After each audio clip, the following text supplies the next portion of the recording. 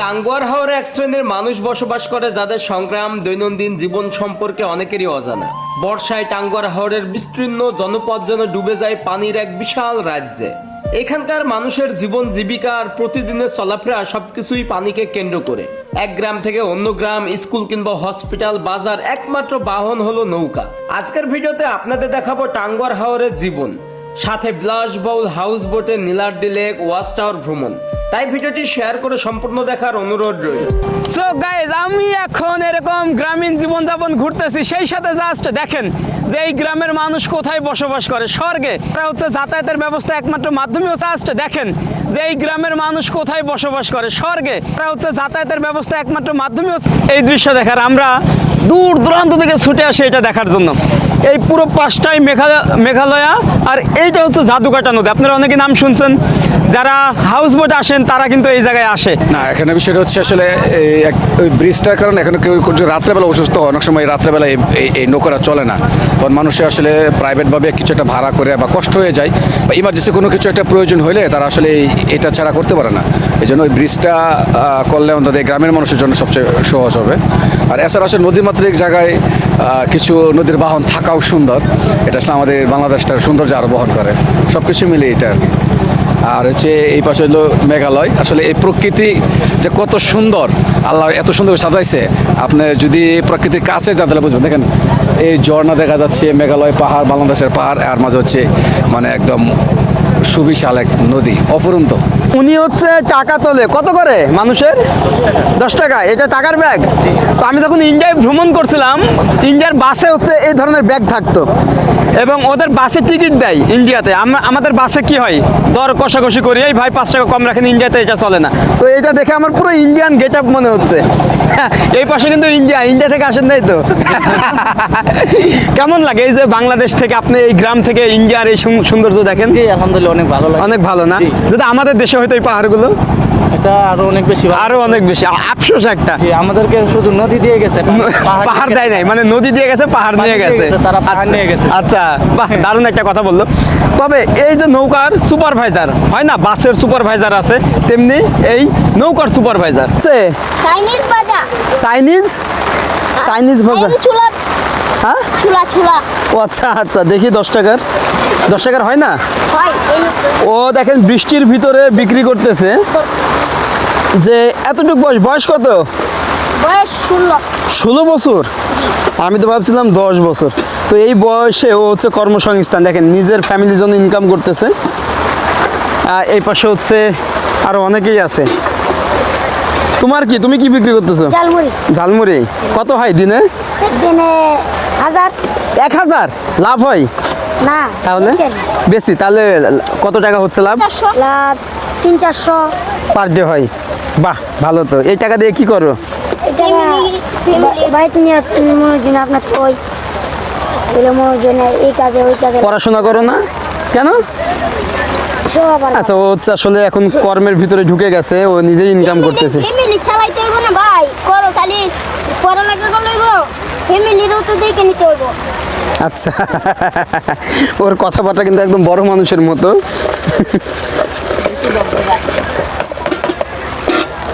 হয়েছে? হ্যাঁ ভাইয়া। বিশাল ব্যাপার যে এই বয়সে আমরা কখনো এইগুলো চিন্তাও করি নাই, ওরা এই বয়সে ফ্যামিলির দায়িত্ব নিয়ে নিছে। আর এমনি তো পড়ালেখা করলো আপনার চাকরি পাওয়া না, অত বছর কাটতে চাকরি পাওয়া না, ঘুরে ঘুরে এই কাম ইয়া করা লাগে। এই কারণে ছোটবেলা থেকে শুরু করছো? বড় ভাই চাকরি বাকরি আপনি পড়ালেখা করে ইন্টার পাস দিয়াও তারা টাকা না হইলে চাকরি পায় না।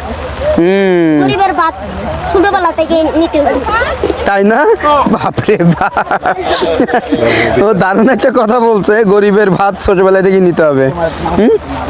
আর যদি বড় চাকরি বাকরি না পাইতে বাবা বলবো যে আমার উপরে বৈশা বৈশা খাইতেছে, এখন অত বড় ছেলে একটা চাকরি নিতে পারে নাই। বাবা এই যে তোমার টাকাটা। ওকে, 10 টাকা তো? ওকে, আল্লাহ হাফেজ। Tata tata. নদীমাতৃক এই দেশে নৌকায় পারাপার যেন হাজার বছরের এক চিরচেনা ঐতিহ্য। তবে সীমান্ত ঘেঁষা এই জনপদের নৌকা পারাপারের গল্পটা যেন একেবারে ভিন্ন। ভারতের মেঘালয়ে পাহাড় থেকে নেমে আসা স্বচ্ছ পানির জাদুকাটা নদী আলাদা করে দিয়েছে এই গ্রামগুলোকে। ভোরের আলো ফুটতেই শুরু হয় নৌকায় ছুটে চলা। তবে সুনামগঞ্জের এই অঞ্চলের মানুষের শিক্ষা, চিকিৎসা, ব্যবসা কিংবা জীবিকার প্রয়োজনে নদী পারাপারে নৌকায় তাদের একমাত্র ভরসা। সীমান্তবর্তী এই গ্রামগুলোর অনেক শিশুকেই খুব অল্প বয়সেই পরিবারের দায়িত্ব কাঁধে তুলে নিতে হয়। জীবিকার তাগিদে অনেকেই পড়াশোনা শেষ করে পরিবারের হাল ধরতে ছুটে যায় কর্মজীবনে। আমরা টাঙ্গুয়ার হাওর ভ্রমণে তাদের যাতায়াত, পানির উপরে বসতবাড়ি সবকিছুই দেখছিলাম।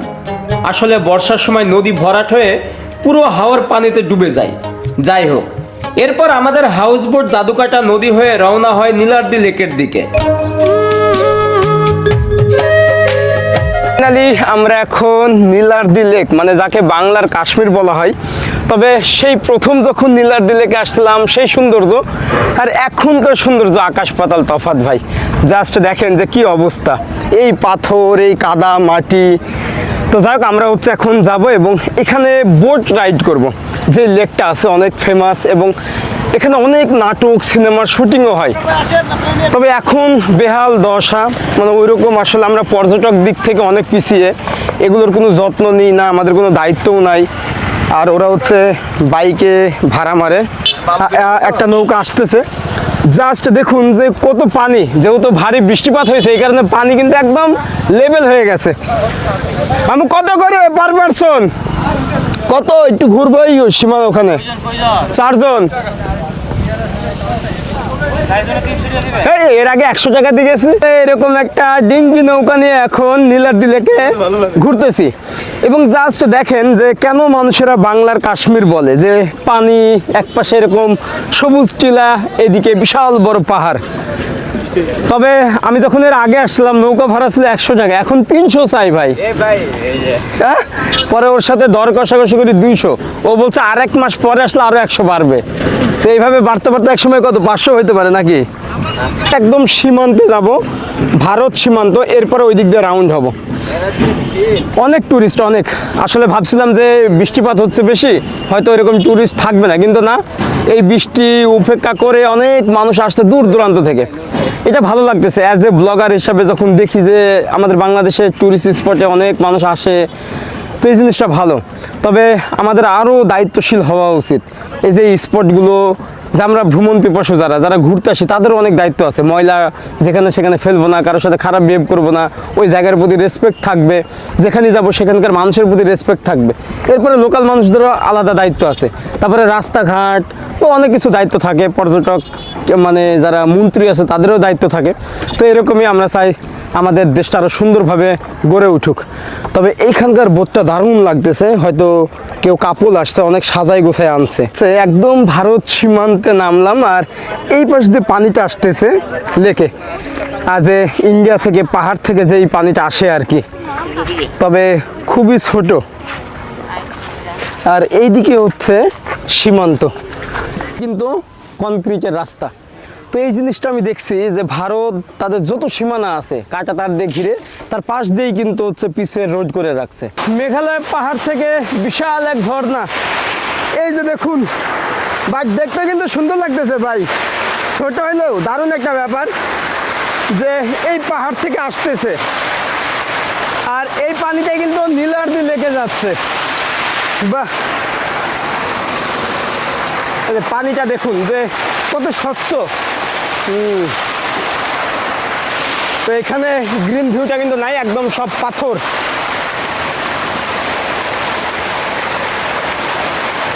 পানির কালারটা অদ্ভুত রকমের ভাই, এই যে পানির কালারটা দেখেন শুধু, কি অদ্ভুত। বাহ, দারুণ কালার কিন্তু এটা ভাই, পানিটা একদম নীলাদ্রি লেক, নীল পানি। তো এটা কিন্তু এই পাথর থেকেই আসে, দারুণ একটা ব্যাপার। যেহেতু এখন বর্ষা, এই কারণেই পানিটা আছে, বর্ষা না থাকলে হয়তো এটা থাকবে না, শুকাই যাবে। মনে হচ্ছে আমি কাশ্মীরে সেই ডাল লেকে আছি, এরকম একটা ফিল পাচ্ছি। সেই শিকারা নৌকা, সেই পানি। তো দেখেন যে এরকম নৌকায় করেই কিন্তু সবাই ঘুরতেছে, দারুণ ব্যাপার। এটা কিন্তু সম্পূর্ণ ভারত সীমান্ত। এখানে আসলেও মানুষ সেই ভারত সীমান্তই দেখে উপভোগ করে। নীলাদ্রি লেকে এসে অবাক হলাম। সত্যি বলতে প্রথম দেখাতে আমার কাছে কাশ্মীরের সে বিখ্যাত ডাল লেকের কথা মনে পড়ছিল। সেই শিকারা নৌকার স্বচ্ছ পানি। ঠিক তেমনি নীলাদ্রি লেকের নৌকাগুলো শিকারা নৌকার মতোই দেখতে। নৌকায় পরিবার, আত্মীয় স্বজন, বিভিন্ন পর্যটকরা ভেসে বেড়াচ্ছিল পানির উপরে। পাহাড় আর বাংলাদেশ ভারতের সীমান্ত ঘুরে দেখছিল। চারপাশে উঁচু উঁচু পাহাড়, আর সেই পাহাড় বেয়ে নেমে আসা স্বচ্ছ পানির ধারা এসে মিশেছে নীলাদ্রি লেকের বুকে। কোথাও সেই পানি ছোট ছোট ঝর্ণার রূপ নিয়েছে, আবার কোথাও পাহাড়ের বুক চিরে ছুটে চলেছে আপন গতিতে। একদিকে কাঁটাতারের বেড়া, সমতল ভূমি থেকে ধীরে ধীরে উঠে গেছে পাহাড়ের সারি। আর সীমান্ত ঘেঁষা এই জনপদে পাহাড়ের কোল জুড়ে গড়ে উঠেছে বিভিন্ন সম্প্রদায়ের মানুষের বসত বাড়ি, যেখানে প্রকৃতি আর মানুষের জীবন যেন একসাথে মিশে আছে। হচ্ছে নীলাদ্রি লেক ঘুরে এখন এখানেই সকালের ব্রেকফাস্ট করব এবং এই রকম ওয়েদারে। তো এখানে আমাদের ফ্রেন্ড বসছে, এখানে ভাইয়া বসছে, এখানে হচ্ছে আমাদের আরও অনেক ভাই আসছে। কি খাওয়া শেষ? বাহ, আজকে কি আছে দেখি। এই যে আজকে হচ্ছে খিচুড়ি, সে সাথে বাগুন ভাজা, এটা হচ্ছে ডিম, এটা চিকেন। আচ্ছা, পিসগুলো অনেক ছোট ছোট করা হয়েছে। এটা হচ্ছে আমের চাটনি। আমের চাটনি। এটা এরকম সকালের খিচুড়ি, আর পিছনেই হচ্ছে নীলাদ্রি লেক। বাহ, এখানে মাংস আর বেগুন ভাজা, মানে বাগুন ভাজা। এটা আমার দাদি খুব বলতো, যদিও আমাদের আঞ্চলিক ভাষায় বলে বেগুন ভাজি, বাট আমার দাদির মুখের ভাষা হচ্ছে বাগুন ভাজা। একবার ভাবেন যে আসলে ওয়েদারের সাথে অনেক খাবার কিন্তু অ্যাডজাস্টমেন্ট করে, কারণ এইরকম ওয়েদারে খিচুড়ি হচ্ছে পারফেক্ট। ওকে, খাওয়া দাওয়া করি। এখন খাওয়া দাওয়ার পরে আমরা যাবো হচ্ছে ওয়াচ টাওয়ার, ওখানে গোসল করব। আর বেসিক্যালি হাউস বোট সিস্টেমটা হচ্ছে 1 রাত 2 দিন। তো আমরা কালকে সকালে আসছিলাম ভোরে, এরপরে আনোয়ারপুর থেকে উঠছি, নাইট স্টে করছিলাম জাদুকাটা নদীতে। তো আজকে আবার ভোরে রওনা দিছি নীলাদ্রি লেক। এরপরে এইখান থেকে ওয়াচ টাওয়ার, আবার যাইতে যাইতে সেই সন্ধ্যা বা বিকাল হয়ে যাবে। পিছনে পাহাড় দেখা যায়। আমরা এখন যাব ওয়াচ টাওয়ারে। তবে এই গ্রামগঞ্জের মানুষজন নৌকা নিয়ে বেশি চলাচল করে বর্ষার সিজনে। তো বর্ষা চলে গেলে কী হয়, তখন এগুলো কৃষি চাষাবাদ হয়। এখন প্রচুর পরিমাণের মাছ ধরে এখানকার যারা জেলেরা আছে। এই পাশে অনেকেই মাছ ধরছে, আর এইটা হচ্ছে পাহাড়ি দৃশ্য। তবে আমার এই রুমটা হয়ে গেছে একদম লাস্টে, যেখানে জেনারেটর চলে সেই জায়গায়, বা ইঞ্জিন আছে, যার কারণে প্রচণ্ড একটা শব্দ। বাহ, আমার জেনারেটর কিন্তু থেমে গেছে। এইটা হচ্ছে আমার রুম, ছোট্ট একটা রুম। ওই পাশে হচ্ছে আমার ফ্রেন্ডরা আছে, আমরা প্রায় 4 জন আসছি। ভাই, একই সাথে 2টা হাউস বোটের রেসিং চলতেছে এই হাওরে। একবার ভাবেন, এই পাশে ছোট ছোট নৌকা আসতেছে, এইটা জাস্ট দেখেন, এইটা একটা হাউস বোট, এইটা হচ্ছে আমাদের হাউস বোট। ওইটা কিন্তু আগে চলে গেল। বাহ, দারুণ একটা পরিবেশ কিন্তু। আর এইখানে কিন্তু একদম সরু একটা পথ, আর এই পাশে হচ্ছে একটা ভাসমান গ্রাম। আসলে হাওর মানে এরকম, তাদের জীবনযাপন হচ্ছে পানি কেন্দ্রিক, নৌকা নিয়ে এক গ্রাম থেকে আরেক গ্রামে যাওয়া আসা। জাস্ট দেখেন যে কত সুন্দর একটা চিত্র। বাহ, আমাকে টাকা দিচ্ছে ওনারা। তো এই বয়সে কিন্তু তারা ট্রাভেল করতেছে, ট্যুর করতেছে, এবং মানে 50-60 বছরের মানুষও তারা আমাদের দেশটাকে দেখছে, উপভোগ করছে। সো আপনি শুধু শুধু বসে আছেন, আপনিও আসেন, বের হন। হয় না অনেক সময় এরকম যে যাবো সামনের মাসে, তো এটা কি হয়, অলসতা তৈরি করে। আপনি জাস্ট চোখ মুখ বুঝে বের হয়ে যান, দেখবেন এরপরে পুরো পৃথিবীটাই আপনার, এই পুরো পৃথিবীর মালিক আপনি, আর আপনাকে সবাই স্বাগত জানাচ্ছে। তো এই সরু পথ দিয়ে এখন প্রবেশ করব। ওইটা কিন্তু আগে চলে গেছে। আর এই পাশে অনেক গ্রামীণ জীবনযাপন, তারা নদীতে মাছ ধরা থেকে শুরু করে, মানে হাওরে জীবিকা নির্বাহ করে। সকালের ব্রেকফাস্ট করার পরে সুস্বাদু আম, মানে হাউস বোট মানেই ভাই ভরপুর খাওয়া দাওয়া, আনলিমিটেড। আপনি যখন যেটা মন চায়, চা, কফি, আম বা যাই আছে না কেন, মিষ্টি থেকে শুরু করে খিচুড়ি, ভাত, যা ইচ্ছা তাই। তো এটা হচ্ছে সব থেকে বড় একটা ব্যাপার। তো আমি একটু টেস্ট করে দেখি। কিছুদিন আগেই আমি নওগাঁ চাঁপাইনবাবগঞ্জ গেছিলাম, এত পরিমাণের আম খাইছি। আচ্ছা, ফজলি আম, এই ফজলি আম কি অঞ্চলে হয়? ও, মানে চাঁপাইনবাবগঞ্জ থেকে আসে। এখানে মনে হয় কোনো খাবার টাবার দেওয়া হচ্ছে, যেহেতু চারিদিকেই পানি। তো অনেক নৌকায় করে, কার্টুনে করে কিছু একটা দেওয়া হচ্ছে, অনেক মানুষ এই জায়গায়। বাহ, একদম হাউস বোটের সামনে দিয়ে যাচ্ছে। তো এইটাই ভাই, আমরা এখানে ঘুরতে আসি, কিন্তু এখন এখানকার মানুষের কিন্তু একটা চ্যালেঞ্জ যে এরকম পানি, খাবার দাবারের সংকট বা অসুস্থ হলে শিক্ষা ব্যবস্থা হয় না যে স্বাস্থ্য ঝুঁকিপূর্ণ পানি।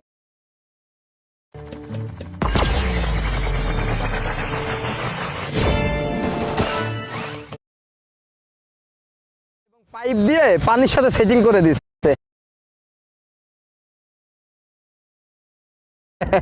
আলামিনের কি ব্যবসা করে হচ্ছে?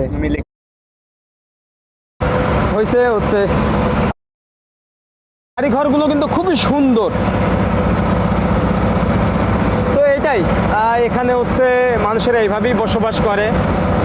তারা নৌকা নিয়ে বিভিন্ন জায়গায় বাজারের জন্য যায়, মাছ ধরে, এবং এই মানুষগুলোর কিন্তু অনেক গরু মহিষ আছে, তারা পালন করে হাঁস মুরগি এইগুলো। এই হাওরের উপরেই হচ্ছে মধ্যভোজন করব, এরকম বিলাসবহুল হাউস বোট, সেই সাথে খাবার। তো এই অঞ্চলে যে খাবারগুলো হয় ট্রেডিশন, সেগুলো দিয়েই আমাদের আজকের লাঞ্চ। তো কি কি আছে এখানে? এটা সাদা রাইস। এটা কি চাউলের ভাত? হাফ সিদ্ধ না, মানে চাউলের নাম কি হয় না, জিরা চাউল, আটাশ, মিনিকেট আছে, এটা নাকি মিনিকেট। যাই হোক, এটা হচ্ছে বেগুন ভর্তা না, এটা ডাল ভর্তা, এটা ডিম।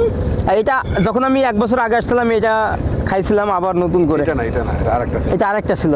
ওইটা কোনটা? না, ওই সময় ডিম ভর্তা, এটা তো ওইটা এতদিন রাখি নাই। আর এইটা দেখুন লাউ, কিন্তু এইখানে চিংড়ি মাছ। ভাইরে ভাই, দেখি একটা তোলেন। কি এটা? লাউ চিংড়ি না, এটা কি গলদা? এই হাওড়ে কি চিংড়ি হয় না বাইরে থেকে আনতে হয়? বাইরে থেকে না? এমনি হাওড়ে কি চিংড়ি হয় না? ছোটগুলো হয়। আর এখানে আছে কোয়েল পাখি। এই যে দেখেন, যে খোলা আকাশের নিচে। তো ওরা হচ্ছে আমার সব ছোটবেলার বন্ধু, আমরা একই সাথে কাদা মাটিতে বড় হয়েছি ভাই। এরপর আমি তো পড়াশোনা করতে বাইরে গেছি, ওরা হচ্ছে গ্রামেই থাকে। তো নাইম হচ্ছে এখন কোথায় চাকরি করা হচ্ছে? ও র্যাঙ্কন গ্রুপে আছে। আর এটা হচ্ছে আলামিন, ও হচ্ছে আমাদের এলাকায় খুবই প্রভাবশালী বিজনেসম্যান। আলামিনের কি ব্যবসা করা হচ্ছে? ইলেকট্রিক সাইডে ব্যবসা করছে। আর মামুন আমার বন্ধু ছোটবেলার, কি ব্যবসা করা হচ্ছে এখন? টেলিকম আর বিকাশ না? তো এইটা। আর আমি তো এই যে দেশ বিদেশ ঘুরি, তো মাঝে মাঝে ওদেরকে বিভিন্ন জায়গায় নিয়ে যাই। এর আগে আমরা গেছিলাম হচ্ছে আগের বছরে শ্রীমঙ্গল, সিলেট, এর আগে গেছি সেন্ট মার্টিন, কক্সবাজার, এখন টাঙ্গুয়ার হাওর, আর বাকি আছে কি। তো এরকম এরপরে নিয়ে যাব বান্দরবনে। যাই হোক, খাওয়া দাওয়া করি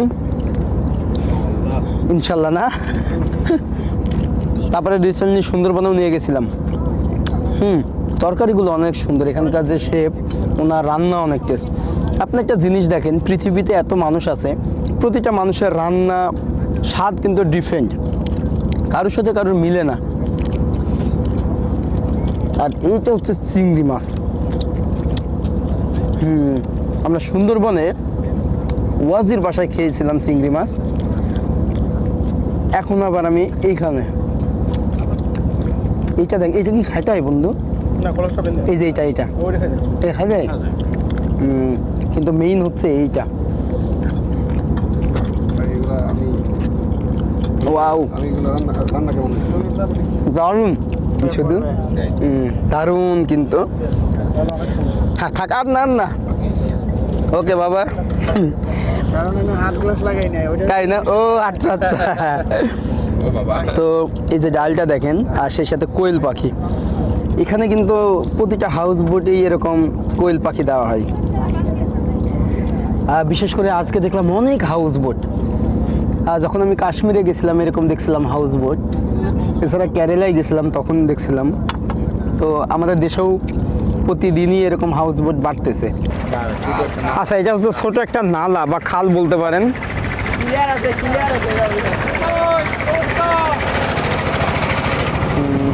তবে এই পানির কালারটা দেখেন, এত ঘোলা পানি, যেহেতু এখানে অল্প পানি। পাহাড়ি ঢল নামছে। আচ্ছা, পাহাড়ি ঢল নামার কারণে পানিটা অনেক ঘোলা। এবং উনি হচ্ছে এই বাঁশ দিয়ে দেখতেছে কোথায় নিচু বা উঁচু এরকম।